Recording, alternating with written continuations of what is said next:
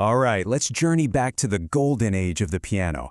I'm talking about a time when this amazing instrument, it really learned how to sing, how to weep, even how to roar. We are, of course, diving into the Romantic era. You know, this phrase just perfectly captures the whole spirit of the 19th century. See, it wasn't just about hitting the right notes on a page anymore. No, this was a full-blown revolution in expression. It's like the piano became this direct line right into the human heart. So that's really the big question we're going to unpack today. I mean, think about it. How did a machine, a complex thing of wood, wire, and hammers, become the ultimate confidant for our deepest, most private emotions? It's kind of amazing, right? Well, let's find out. Okay, so to really get the piano's journey, we've got to set the stage. We need to understand the world it grew up in, so to speak. And that world was the Romantic era, which basically covered the 1800s and tipped into the early 1900s. And trust me, it was a massive cultural shift.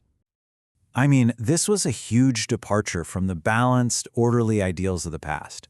Suddenly, artists, writers, musicians, they were all obsessed with raw feeling, with individual experience, and just the epic, dramatic scope of human passion.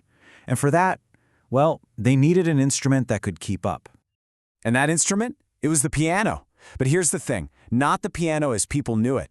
The instrument itself had to go through this radical transformation just to handle the emotional weight of this new era. It basically became the star of our show.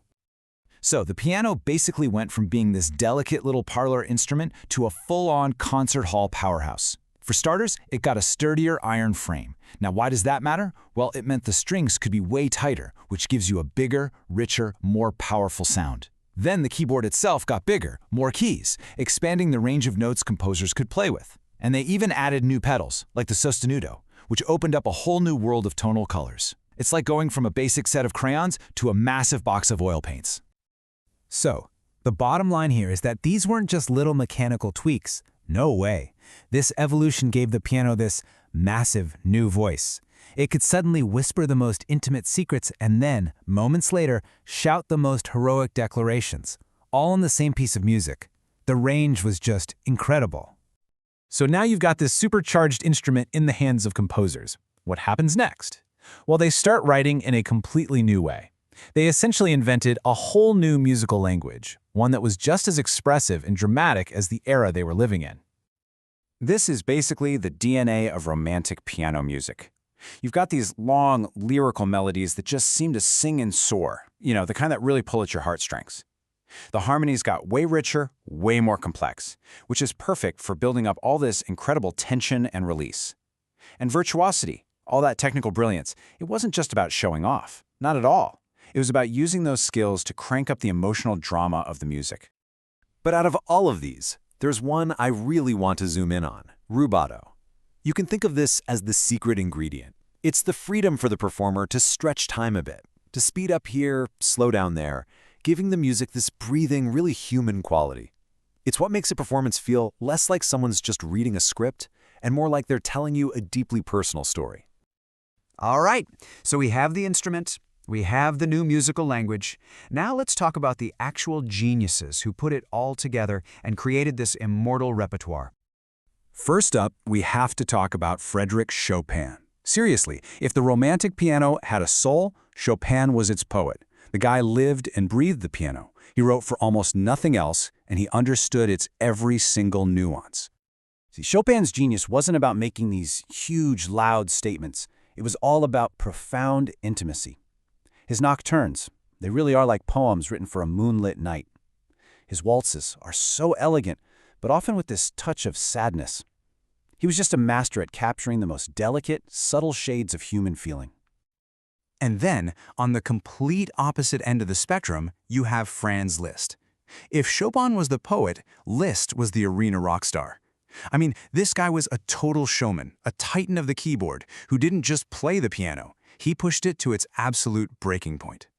Yeah, Liszt's music is just pure fire and spectacle. His Hungarian rhapsodies, his transcendental etudes, they demand an almost superhuman level of skill to play.